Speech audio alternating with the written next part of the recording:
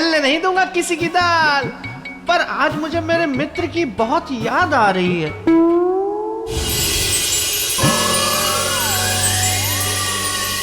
पृथ्वीलोक का मित्र, पृथ्वीलोक में भारतवर्ष की बात कर रहा हूँ, जहाँ है मेरे मित्र की नगरी, विक्रमादित्य की नगरी उज्जैनी।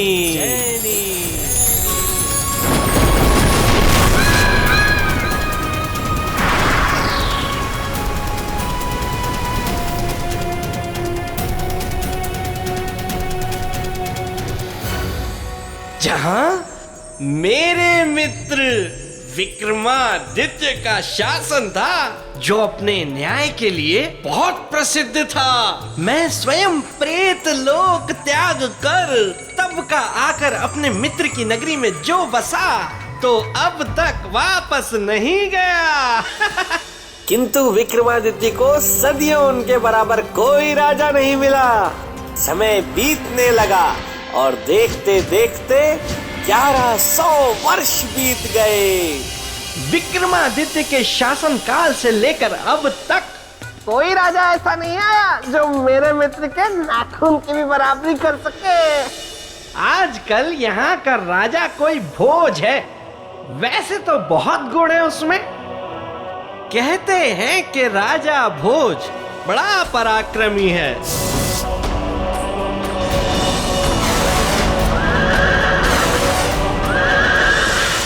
होगा, लेकिन कहाँ मेरा मित्र विक्रमादित्य और कहाँ राजा भोज? लेकिन थोड़ा बहुत ज्ञान तो उसमें भी है। तभी तो एक ही रात में पूरी रामायण को काव्य और कथा दोनों में लिख डाला, जिसे बाद में चंपू रामायण कहा गया। इसमें कौन सा बड़ा कद्दू में तीर मार दिया राजा भोज ने। मेरा विक्रम होता तो आधी रात में ये सब कर देता। वैसे कहते तो ये भी हैं कि राजा भोज बड़ा धार्मिक है, महाकाल में बड़ी आस्था है उसकी।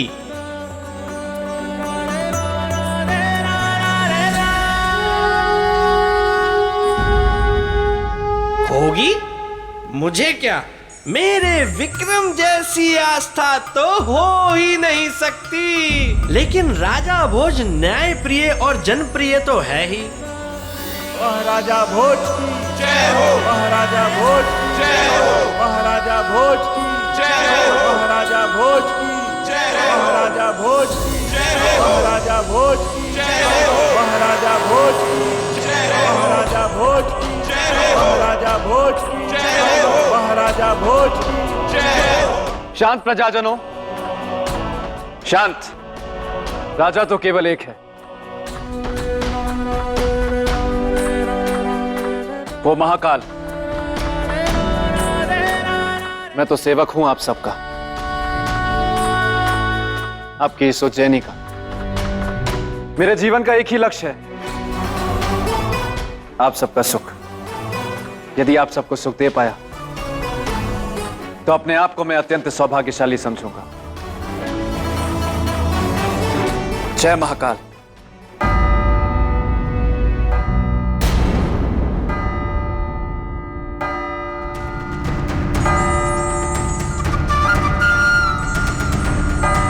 न्याय के घंटे की आवाज किसके साथ हुआ है?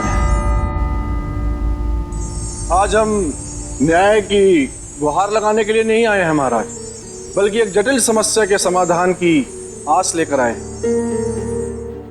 समस्या? कैसी समस्या? समस्या यह है महाराज कि हम सभी एक मूर्ख चरवाहा के कारण भारी धर्म संकट में पड़ गए। ऐसा क्या किया उस चरवाहे ने? महाराज, जिस स्थान को हम न्याय का मंदिर और अपने राजा को न्याय का देवता मानते हैं, वो उनकी बराबरी कर रहा है। मैं कुछ समझा नहीं सरपंच जी। महाराज, वो आप ही के समान नीति, न्याय, ज्ञान और धर्म की बातें करता है, और उसका यही आचरण हमारे धर्म संकट का कारण बन गया है। कि आपके होते हुए कैसे हम उसके न्याय को माने, कैसे उसे वही सम्मान दे जिसके अधिकारी केवल आप हैं। ये तो आपका अपमान है महाराज। नहीं सरपंच जी, ये तो हमारे लिए गौरव की बात है कि हमारे राज्य का चरवाहा भी इतना गुणवान और विचारवान है। कहाँ रहता है वो चरवाहा? गांव में एक टीला है महाराज। अधिकतर समय वो उसी टीले पर पड़ा रहता है और उसी टीले पर बैठकर वो ज्ञान की अनोखी अनोखी बातें करता है। हम उस ज्ञानवान चरवाहे का स्वागत करते हैं और घोषणा करते हैं कि उससे मिलने हम स्वयं जाएंगे। तैयारी की जाए।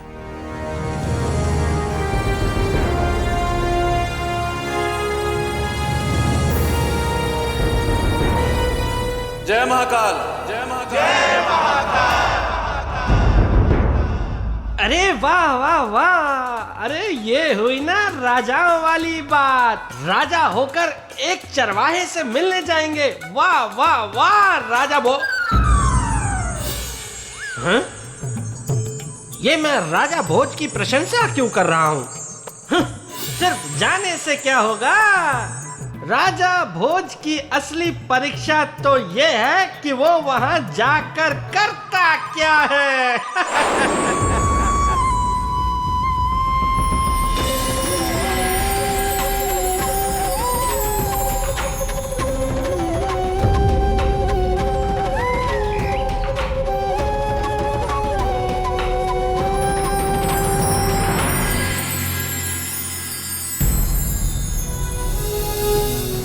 प्रणाम महाराज, आपका स्वागत है। आपकी न्याय और ज्ञान की बातों ने मुझे आने पर विवश कर दिया, इसलिए आपसे मिलने चले आए। लेकिन महाराज, आप केवल मिलने नहीं आए हैं। ढेरों प्रश्न हैं आपके मन में जिनका उत्तर आप जानना चाहते हैं। कहिए महाराज, क्या जानना चाहते हैं आप? जीवन और मृत्यु का सच। जीवन उद्देश्य पाने का मार्ग है और मृत्यु मोक्ष का कारण। अद्भुत। आप जैसे ज्ञानी को तो हमारी राजसभा में होना चाहिए। आचार्य जी, कल इन्हें सम्मान पूर्वक हमारी राजसभा में लाएं। जो आज्ञा महाराज। जय महाकाल, जय महाकाल। ऐ मेरे परम प्यारे पेड़, सुना तुमने? अरे उस चरवाहे की बातें सुनकर न जाने क्यों मुझे मित्र विक्रम की याद आ रही है।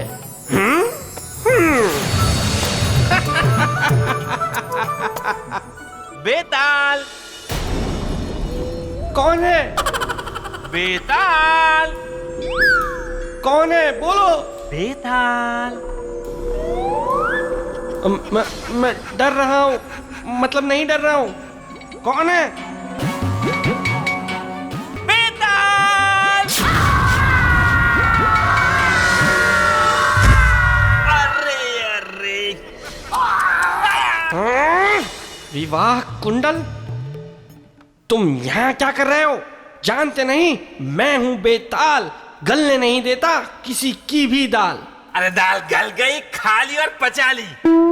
यहाँ क्या करने आए हो? विवाह। सुनो बेताल, मुझे कुछ नहीं सुनना। अरे अभी बेताल को पकड़ लूंगा। अरे कहाँ गया बेताल? बेताल, अरे बेताल कहाँ गया? मुझे नहीं करना कोई विवाह शिवा। सुनो मेरी बात सुनो, तुम्हारे लिए अच्छा सा रिश्ता आया है बेताल, मैं तुम्हें छोड़ूंगा नहीं बेताल। अरे ये आप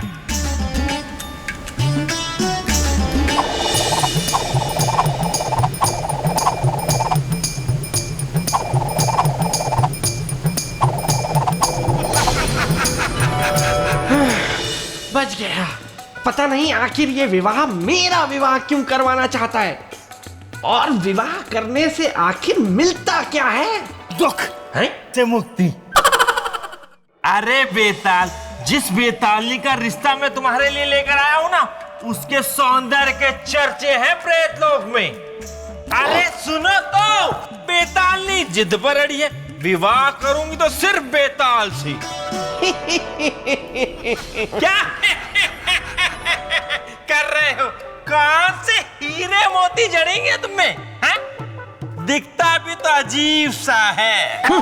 अजीब सा नहीं हूं मैं, वो तो कई वर्षों से धूल मिट्टी झड़ी नहीं है बदन से, इसीलिए ऐसा हो गया। अरे तो मान जाओ ना विवाह के लिए। अरे प्रेत लोक के प्रसिद्ध कवि चांडाल पानी की बेटी है सौंदर्य लेखा। होगी वो किसी की भी बेटी। विवाह कुंडल जाकर कह दो उस बेतालनी से कि बेताल और कबूतर में फर्क है। कबूतर में? वो कैसे? दिखाऊं कैसे? मैं फुर्र से उड़ जाता हूँ। बेताल, मुझसे तो बच के उड़ गए, उससे कैसे बचोगे? आ रही है प्रेत लोक से सौंदर्य लेखा। अब मैं चला।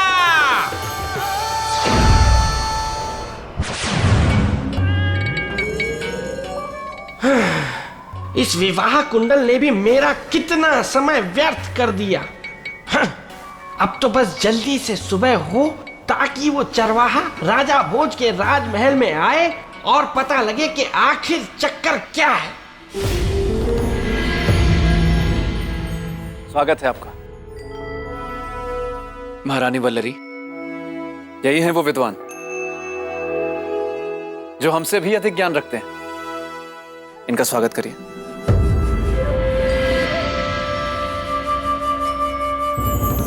मैं इस योग्य नहीं हूं। मुझे राजा को टीले के रहस्य के बारे में बताना चाहिए। क्षमा कर दे महाराज, क्षमा कर दीजिए, क्षमा कर दीजिए। ये क्या कर रहे हैं आप? क्षमा कर दे महाराज। विद्वानों का स्थान चरणों में नहीं, आसनों पे होता है। नहीं महाराज, हम तो ठहरे एक मूर्ख चरवाहा। काला अक्षर भैंस बराबर, ये सब हम क्या जाने। महाराज, यदि पता होता कि उस टीले पे जाने से ऐसी आफत आ जाएगी, हम सपने में भी उस टीले की ओर ना देखते। महाराज क्षमा कर दीजिए। महाराज, जो हमारे साथ घटा है वो केवल हमारे साथ नहीं, और लोग भी इसका प्रमाण है। महाराज, और किन अन्य लोगों के साथ ऐसा हुआ है? हम उनसे मिलना चाहेंगे। एक तो मैं हूं महाराज। आप कौन हैं और क्या परिवर्तन हुआ है आपके जीवन में? अब तो मैं उस टीले के कारण एक सन्यासी हूं महाराज, किंतु इससे पहले मैं एक डाकू था, एक ठग था, एक लुटेरा था।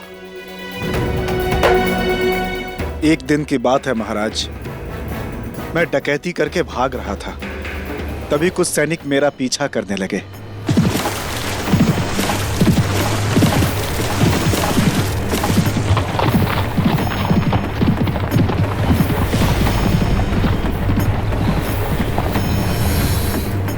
उन सैनिकों से बचने के लिए मैं उस टीले पर जाकर छिप गया। अभी मैं अपनी सांस नियंत्रित ही कर पाया था कि तभी मैंने अपना मृत शरीर देखा महाराज। मैं घबरा गया, मैं भयभीत हो गया कि तभी मुझे एक स्वर सुनाई दिया। दूसरों को लूटते लूटते स्वयं के जीवन रूपी बहुमूल्य खजाने को भी लूट रहे। सुधर जा और इस जीवन को त्याग दो, क्योंकि मनुष्य सदा अपने कर्मों का ही फल पाता है। अच्छे कर्म अच्छे फल, बुरे कर्म बुरे फल। क्या चाहिए? निर्णय तुम्हारा।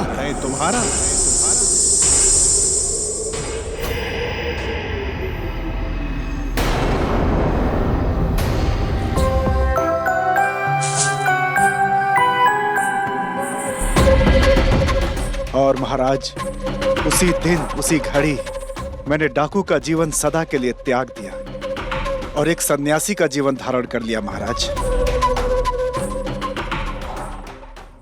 सन्यासी जी सत्य कह रहे हैं महाराज। उस टीले में अवश्य ही कोई दैवीय शक्ति है, तभी तो मेरा भी जीवन बदल गया।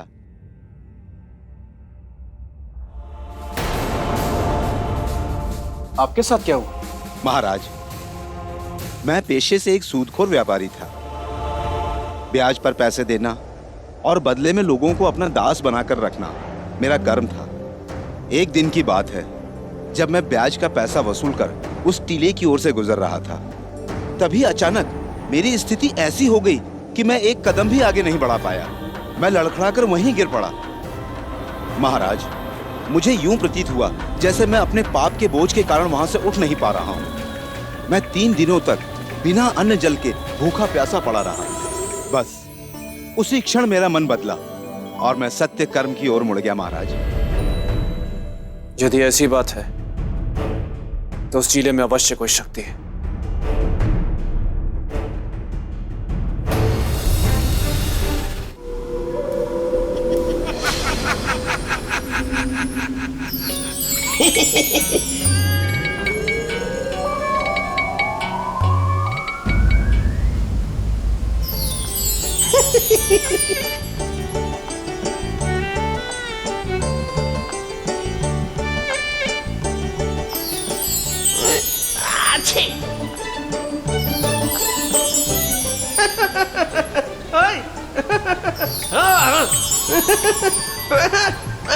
पैर में गुदगुदी कौन कर रहा है?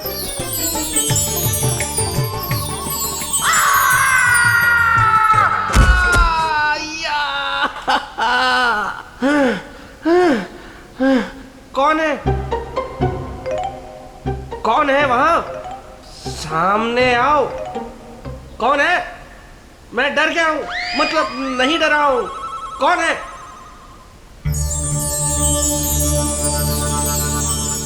ये क्या? जीवित तितलियां प्रेत लोक में, वो भी मेरे?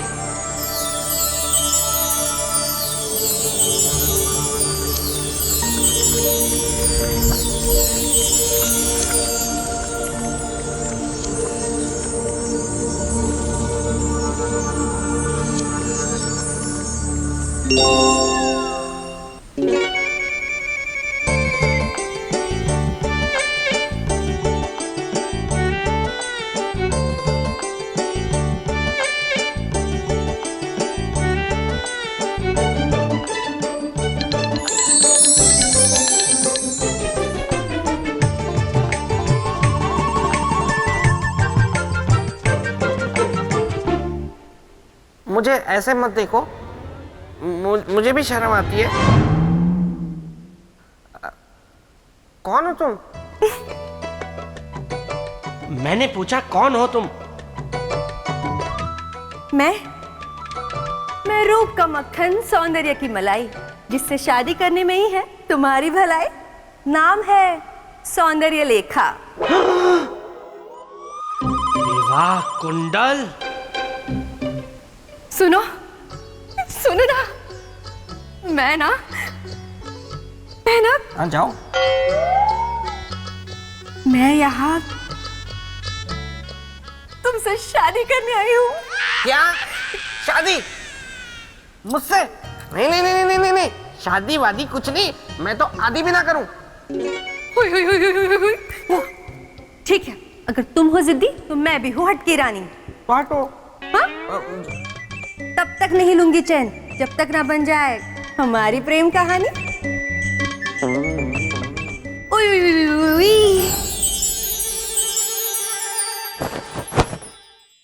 अच्छा हुआ बला टली, पर मेरे सोचने की क्षमता खत्म कर गई।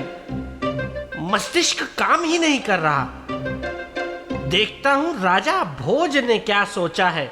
गोलू, गोलू, बाहर आओ वहां से। मैं कहता हूं वहां से बाहर आओ। तुम्हें क्यों इतनी शर्म आ रही है? तुम तो लाल हो गए। दिखाओ मुझे राजा भोज ने क्या सोचा है।